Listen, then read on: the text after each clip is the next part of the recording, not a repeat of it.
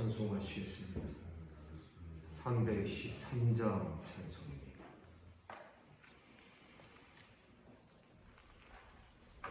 313장으로 찬송합니다.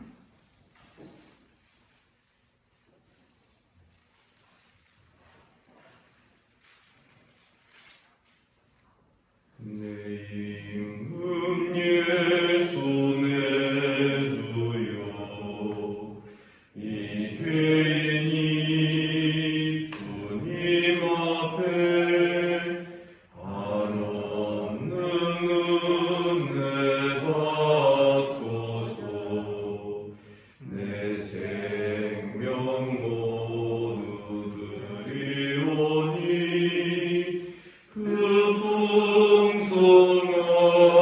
풍성하시는 종을 주 내게 내려주소서. 내 임금 예수 내 주여 내 허물은 덮으시고 주 십자가에 흘리신 그 피를 믿는 마음 보사 내 중한 죄를 사하여 참 평안한 맘 주소서. 내 임금 예수 내 주여 주 은혜에 감격하여 한없는 감사 찬송을 내 주님 앞에 드리오며 내 마음과 정성 다하여 늘 기뻐하며 살리라. 내 임금 예수 내 주여 이 마음과 이 전한 몸 그 법의 피로 갖추고 주 친히 사신 것이오니 나 이제 살아 죽으나 주 뜻만 따라 살리라.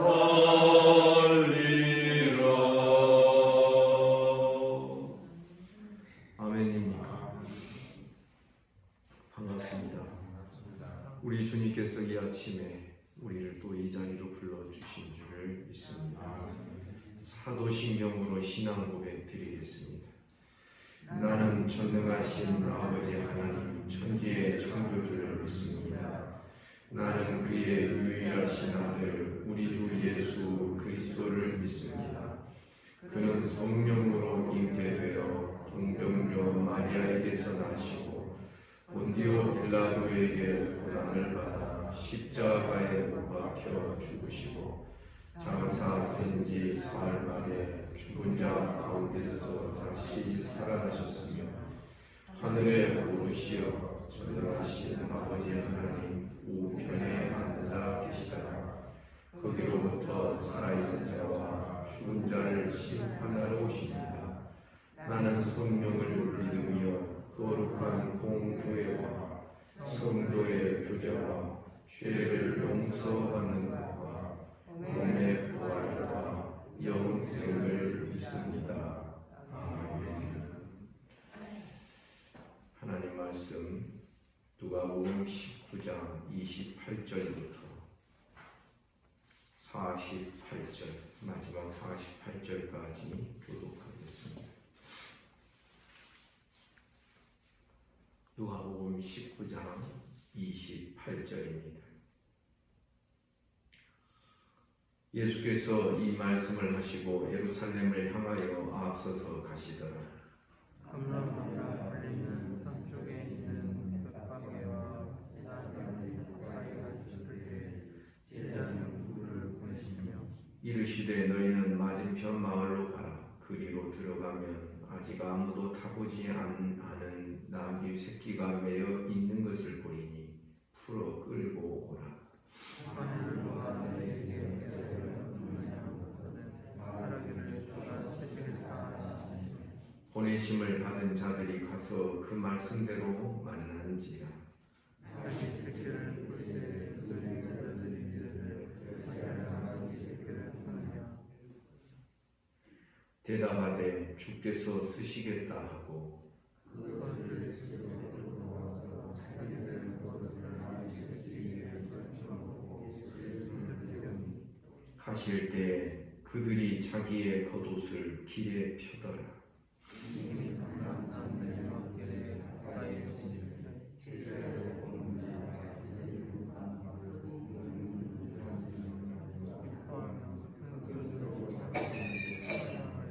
이르되 찬송하여 주의 이름으로 오시는 왕이여 하늘에는 평화여 가장 높은 곳에는 영광이로다 하니 불시험 어떤 바리새인들이 말하되 선생이여 당신의 제자들을 책망하소서 하되 대답하여 이르시되 내가 너희에게 말하노니 만일 이 사람들이 침묵하면 돌들이 소리 지르리라 하시니라.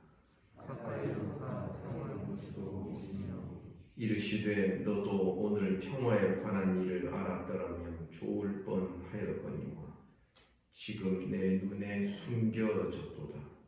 딸이 이를지라 네 모습들이 그것을 그를 불러 사는 것 같고 또 너와 및 그 가운데 있는 내 자식들을 땅에 메어 치며 돌 하나도 돌 위에 남기지 아니하리니 이는 네가 보살핌을 받는 날을 알지 못함을 이남이니라 하시니라. 성전에 들어가사 천사하는 자들을 주시며 그들에게 이르시되 기록된 바 내 집은 기도하는 집이 되리라 하였거늘 너희는 강도의 소굴을 만들었도다 하시니라.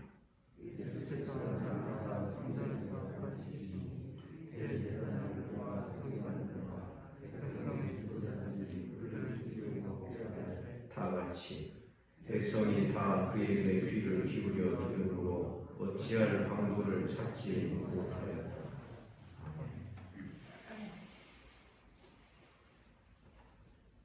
어제 본문에 보시면 열무나 비유의 핵심은 예수님의 왕권에 대한 것이다 라고 말씀드릴 수 있었습니다. 그래서 예수님이 진정으로 왕이 되시는 것을 인정하는 자와 그 왕됨을 원치 않은 자들, 거절한 자들의 그 차이가 어제 본문에 기록이 되어 있었습니다. 오늘 본문은 먼저 예수께서 왕으로 예루살렘에 입성하십니다. 자기 도성, 자기 궁전을 향하여서 예수께서 친히 자기의 입성을 꾸미시는 그런 내용으로 기록이 되어 있습니다. 맞은편 마을로 제자들을 보내시면서 그리로 들어가서 아무도 타보지 않는 나귀 새끼가 매여 있는 것을 보리니 풀어 끌고 가라. 만일 누가 너희에게 어찌하여 푸느냐 묻거든 말하기를 주가 쓰시겠다고만 하라. 보내심을 받은 자들이 그렇게 해서 그 나귀 새끼를 끌고 왔습니다. 자기들의 겉옷을 나귀 새끼 위에 걸쳐놓고 예수를 태우고 또 길에다가 레드카펫은 아니다. 이 사람들의 옷을 길에다가 쭉 펴놓고 그 길을 따라서 예루살렘에 입성하도록 그렇게 조치를 취하는 것입니다. 그리고 다른 복음서에 보면 어린아이들, 젖먹이들의 입, 또 참으로 무엇라고 할까요? 소외받은 자들, 그들의 찬양과 영광을 우리 주님이 받으십니다. 39절에 보니 무리 중 어떤 바리새인들이 말합니다. 선생이여 당신의 제자들을 책망하소서.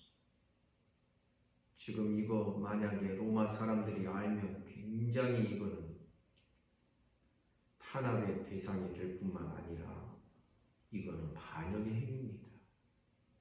어쩌면 그런 식으로 지금 말하고자 했을지 모르겠습니다.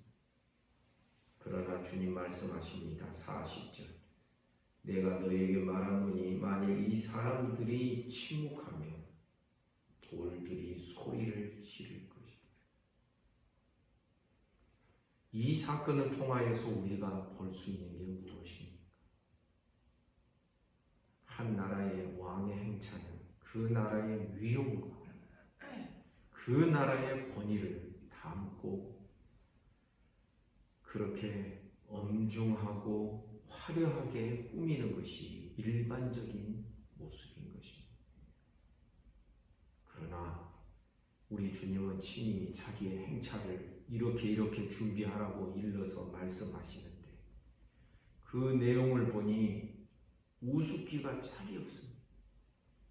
이러고도 왕이라고, 왕의 행차가 이렇다고 스가랴 9장에 있는 말씀을 응하게 하기 위하여 이루시기 위하여서 시온의 딸들아 너희 왕이 겸손하여서 어린 나귀 새끼를 타고 입성을 하는 그 예언의 말씀을 이루기 위하여 하신 것은 사실입니다. 아무리 봐도 이것은 왕의 행차라고 보기 어려운 그러한 초라한 모습이 아니고 믿으시겠습니다. 그러나 스가랴 9장에서는 분명히 말합니다. 우리 주님은 겸손하셔서 나귀 새끼를 타신다. 그 겸손의 의미는 교만과 반대되는 낮추는, 자기를 낮추는 그런 의미가 아니라 이 겸손의 의미는 시편에 기록된 것처럼 하나님만을 의지하는 자를 겸손한 자, 온유한 자 이렇게 말하고 있는 것입니다. 그러므로 성도 여러분 우리는 깨달아야 됩니다. 오늘날 우리가 살고 있는 이 세상은 얼마나 허수가 많은 세상인지요. 포장이 근사하면 내용도 그럴 것처럼 생각을 합니다. 외모가 괜찮으면 그 내용까지 사람까지도 괜찮을 것처럼 착각하기 쉬운 오늘날 이 세상의 사람들의 모습 아니겠습니까? 그러나 오늘 이 가난하고 초라하고 언젠가 제가 이런 본문을 가지고 종려 주일 때 제가 설교할 때 이거는 거지 왕의 행차에 불과하다 라고까지 제가 표현하였던 것을 저는 아직도 기억을 합니다. 이게 무슨 왕의 행차입니까? 그러나 하늘에는 평화요, 가장 높은 곳에서는 영광의 행차라고 우리는 믿음으로 고백할 수 있는 것입니다. 사랑하는 성도 여러분, 그래서 교회 역사를 통하여 보면 교회가 이런 왕을 모시고 사는 자답게 다른 어떤 외모나 다른 치장이나 다른 어떤 위세를 중요하게 여기지 않았을 때에는 그래도 복음이 살아있고 교회는 교회다움을 그래도 어느 정도 유지할 수 있는 그런 힘이 생기는 것입니다. 오늘날 성도들 겉모양들, 거기에 속아 넘어가면 곤란합니다. 웬만큼 이제는 안정되고 뭐 학벌이 어떻고 공부가 어떻고 재산 정도 유무가 어떻고 이런 것은 다 헛수에 불과합니다. 우리는 오직 어린아이처럼 하나님을 받들고 하나님만 의지하며 예수 그리스도를 나의 왕으로 모시며 사는 것만이 유일한 기쁨이요 유일한 힘이 되기를 주님의 이름으로 축복합니다. 주님은 이 경계선을 우리에게 분명히 보여주신 것입니다. 이게 무슨 왕의 행차입니까? 거짓골이지. 냄새나는 제자들의 옷을 나귀 위에 안장 대신 펴고 그 냄새나는 사람들의 그 옷을 길가에 편 그것이 무슨 레드카펫이나 됩니까? 그런데 오늘날 많은 성도들, 많은 교회, 많은 목회자들, 저를 포함하여 한국교회 모든 목회자들과 성도들, 우리 주님이 이렇게 행차하셨다는 사실을 너무나도 깜빡깜빡 잊어버리고 살 때가 많다라고 생각합니다. 헛된 것, 헛된 포장에 속아 넘어갑니다. 그리고 그 헛된 포장에 자기를 감추고 있습니다. 괜찮은 사람 어디 있습니까? 다 죄인이죠. 바울 사도는 그 사역이 끝나는 시점까지도 나는 죄인 중에 괴순이라 현재형으로 말하고 있다라고 제가 분명히 말씀드렸습니다. 죄인 아닌 사람 어디 있나요? 우리 중에 조금 괜찮아 보이는 사람은 그 괜찮아 보이는 것이 그 사람에게서 난 것일까요? 우리는 다 거기서 거기요.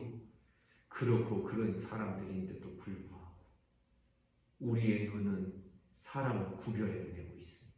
구분하고 있습니다. 우리의 마음이, 우리의 말이 사람을 외모로 구분합니다. 여러분, 좋은 것이, 훌륭한 것이 어떤 사람에게 보인다 할지라도 우리는 그 훌륭함이 하나님으로부터 난 것인 줄을 믿으시기를 주님의 이름으로 축복합니다. 바로 이 싸움이 우리는 평생토록 이 싸움이 계속되는 자들이 되어야 합니다.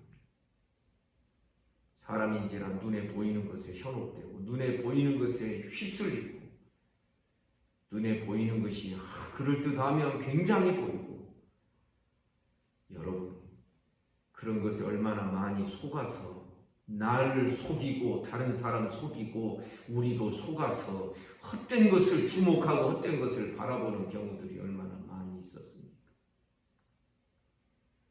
우리 주님의 이 왕의 행차의 장면을 보면서 우리는 마음을 많이 낮추고 이 세상과 하나님의 나라의 경계선을 예수께서 당신의 행차하시는 방식으로 그 차이를 분명하게 보여주시는 것을 우리가 깨달을 수 있어야 되는 것입니다. 오래전에 몇 년 된 것 같습니다. 그때 전에 없이 바티칸의 교황이 죽었어요. 근데 그 장례식 장면을 TV로 중계해 주는 것을 우연히 제가 본 적이 있어요. 놀랍게도 바티칸의 그 교황들이 죽으면 금으로 된 관에다가 넣고 금 장식인지 금 도금인지 모르겠습니다만 아나운서의 설명이 그랬습니다. 금으로 된 관에 넣고 땅에 매장하는 것이 아니라 관을 옆에다가 이렇게 계속 세워둔다. 그래서 속으로 생각했습니다. 죽어서도 편안히 눕지 못하고 서 있어야 되는구나. 그러면서 마음 한켠에 씁쓸함이 있었어요. 정작 우리가 왕으로 섬기고 우리가 주님으로 섬기는 주님은 좋게 장사되지도 못하였고 이 왕의 입성이 이러한 모습입니다. 그의 제자들이라고 자처하는 자들이 얼마나 화려한 것을 쫓고 이 세상에 괜찮아 보이는 것들을 확보하려고 애를 쓰는 그런 교회들이 되고 말하는가. 교회가 커지는 것에도 마찬가지 적용이 될 수 있다라고 생각합니다. 사랑하는 성도 여러분, 우리는 외모에 속지 마시기를 주님의 이름으로 축복합니다. 우리 마음속에 복음이 들어있고 주님을 향한 존경과 주님을 향한 사랑과 하나님을 향한 경외의 마음이 있으며 그것으로 족한 줄 믿습니다. 외모에 속지 맙시다. 나의 외모에도 속지 맙시다. 다른 사람의 외모에 속지 맙시다. 41절부터 44절에서 왕의 눈물이 기록되어 있습니다. 가까이 오사 성을 보시고 우십니다. 주님이 예루살렘 성을 보시면서 울고 계십니다. 성을 보셨다라는 이 표현은 지형적인 것과도 관련이 있습니다. 사실 예루살렘 성에 들어가는 입구는 산에서부터 내려갑니다. 성문으로 들어가는 입구는 산에서부터 이렇게 내려가는. 그러니까 겟세마네 동산이나 이런 동산을 통하여서 이렇게 내려가는데 위에서 보면 언덕에서 보면은 사실상 예루살렘 성 전체가 거의 다 보이게 되어 있습니다. 그 성을 보시면서 우리 주님이 우셨습니다. 이르시되 너도 오늘 평화에 관한 일을 알았더라면 좋을 뻔하였거니와 지금 내 눈에는 숨겨 있구나.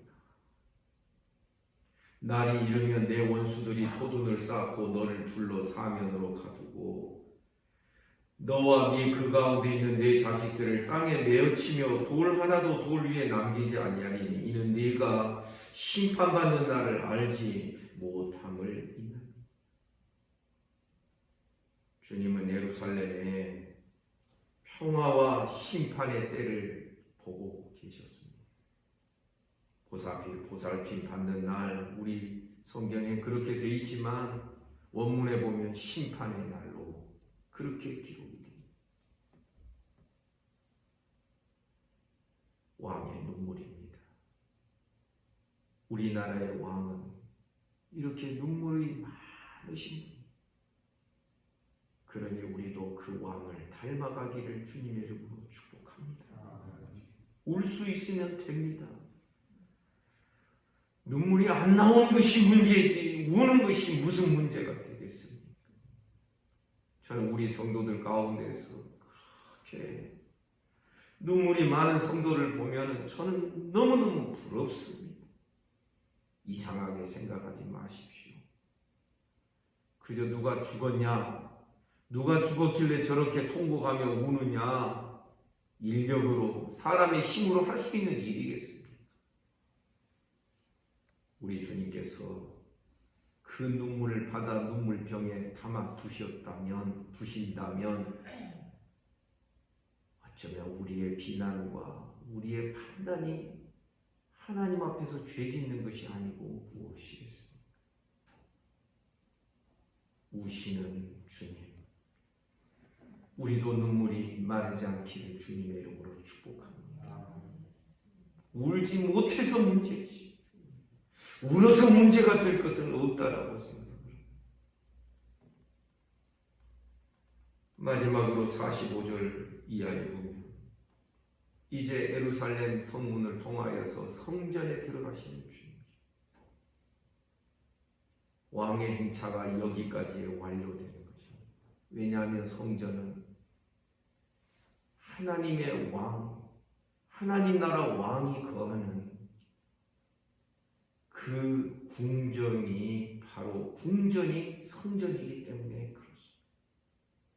그래서 나귀 새끼를 타고 예루살렘에 입성한 주님은 곧바로 어디를 찾아가십니까?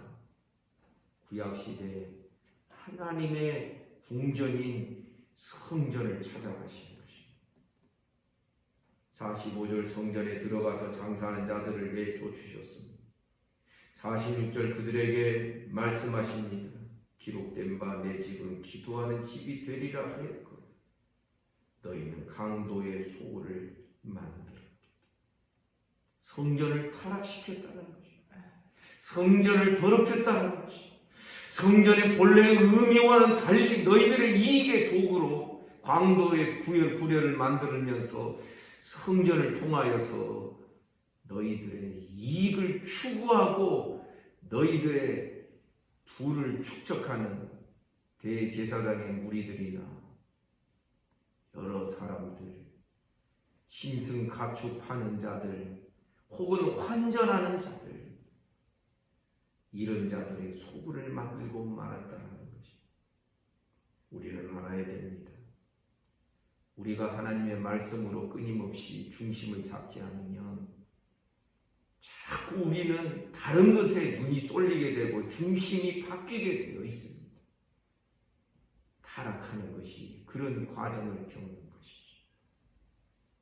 성전을 용도를 변경한 자들, 만민이 기도하는 집이 되어야 될 성전이 강도의 구렬이 되고 소굴이 되고만, 이것이 그 당시에 이스라엘의 신앙의 현 주소를 우리에게 보여주는 것 아니고 무엇이겠습니까? 주님은 이제 마지막으로 성전에 들어가십니다. 그러나 이 성전에 입성하는 주님의 마음을 한번 느껴보십시오. 구약시대 오래도록 하나님의 성전이었고 하나님의 성소였고, 쉽게 말하면 그림자로서의 그 성전에 실체 성전 대신 예수께서 겹쳐서 지금 들어가시면서 이제는 구원 역사 속에서 그림자의 성전을 폐하시고 실체 대신 성전 예수 그리스도를 통하여 교회가 새로 세워질 것을 우리에게 보여주시는 것입니다. 성도 여러분, 끝까지 성전의 위용과 그 영광을 붙들려고 했던, 이 그림자와 껍데기의 영광을 붙들려고 했던 자들은 결국은 망하게 되었습니다. AD 70년경에 로마의 티투모스 장군이 이끄는 군대가 이 성전을 완전히 다 헐어버립니다. 예루살렘 성벽의 그 많은 부분을, 성벽을 다 돌 위에 돌 하나 남지 않도록 다 헐어버리는 것입니다.